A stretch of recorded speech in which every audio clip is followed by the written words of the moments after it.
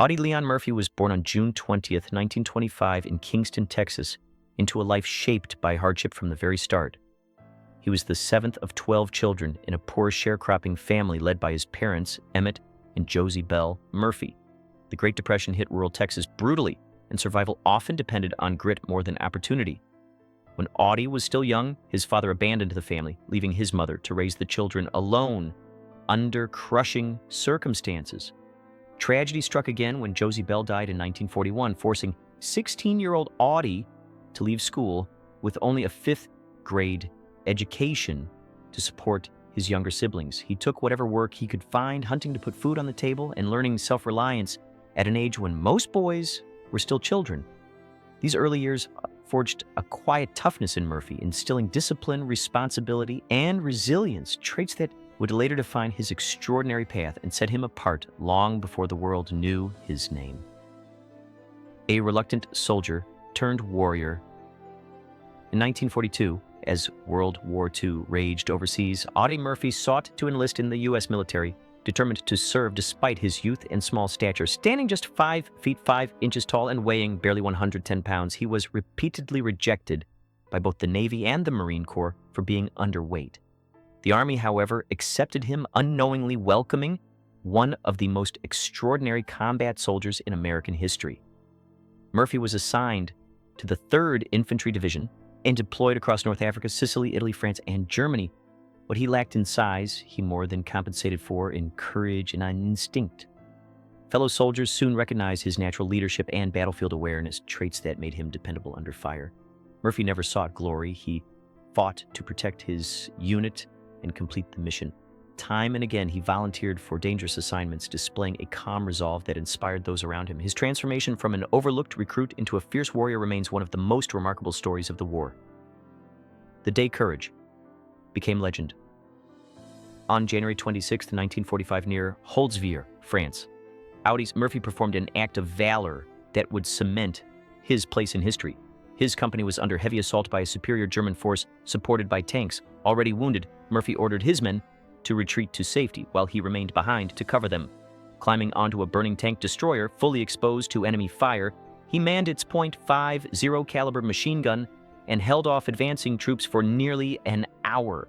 At the same time, he directed artillery fire by radio, coordinating strikes with astonishing precision. Against overwhelming odds, Murphy stopped the enemy advance and allowed his unit to regroup and counterattack. For this action, he received the Medal of Honor at just 19 years old. By war's end, Murphy had earned every major U.S. combat decoration available, along with several foreign awards, making him the most decorated American soldier of World War II, a distinction earned through sacrifice, not ambition. Returning home to a different battle. When the war ended, Audie Murphy returned home a national hero, celebrated in parades and headlines. Yet behind the public admiration, he carried invisible wounds. Like many veterans of his generation, Murphy suffered from what was then called battle fatigue, now recognized as post-traumatic stress disorder. He endured nightmares, insomnia, anxiety, and bouts of deep emotional strain. Rather than retreat into silence, Murphy spoke openly about his struggles at a time when mental health was rarely discussed, especially among men. He advocated for better treatment and understanding of veterans, using his platform to bring attention to the lasting psychological toll of combat. His honesty was groundbreaking and courageous in its own right. Murphy's post-war years were marked by this internal conflict, a man praised for strength who quietly wrestled with vulnerability. His story reminds us that heroism does not end when the fighting stops, and that the cost of war often follows soldiers home long after the guns fall silent. Hollywood and an unlikely second act. Murphy's entry into Hollywood was unexpected, even to himself. Encouraged by actor James Cagney, he pursued acting and gradually built a successful career, appearing in more than 40 films. Though often cast in westerns and war movies, Murphy never viewed himself as a traditional movie star. His performances were understated, grounded, and authentic, qualities audiences found compelling. His most famous film, To Hell and Back, 1955, adapted from his own memoir, became a massive box office success. In a rare and powerful move, Murphy played himself, reliving his wartime experiences on screen with raw sincerity. Beyond acting, he explored songwriting, co-writing country and Western songs recorded by artists such as Dean Martin and Charlie Pride. Murphy approached Hollywood with humility, viewing it as work rather than spectacle.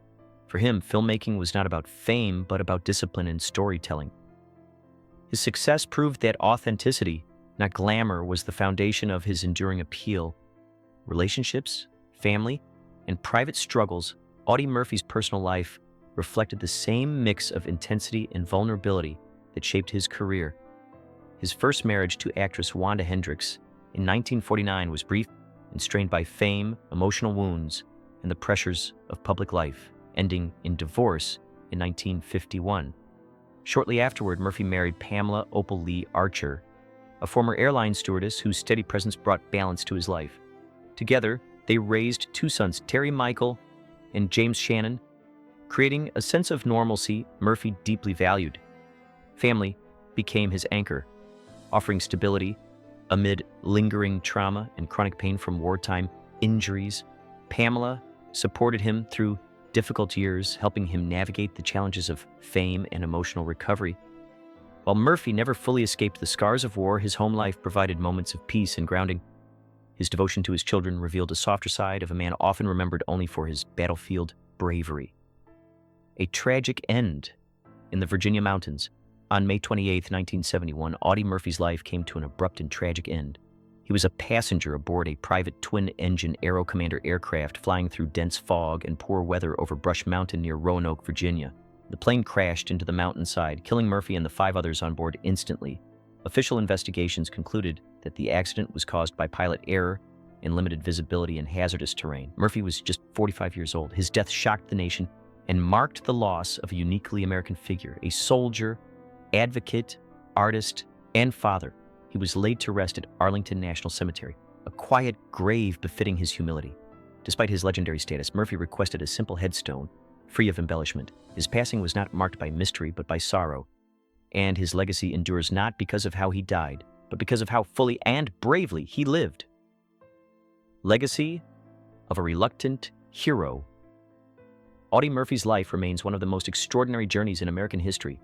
From an impoverished childhood to the battlefields of Europe, from private suffering to public service, he embodied resilience in its truest form. Murphy never sought to be a symbol, yet he became one of courage under fire, honesty about trauma, and humility in success. His willingness to speak openly about the mental health struggles of veterans helped change conversations that had long been silenced. As an actor, he brought authenticity to the screen, never romanticizing war, but honoring those who endured it. Today, Murphy is remembered not only for his medals, but for his humanity. His story reminds us that heroes are not defined by perfection, but by perseverance.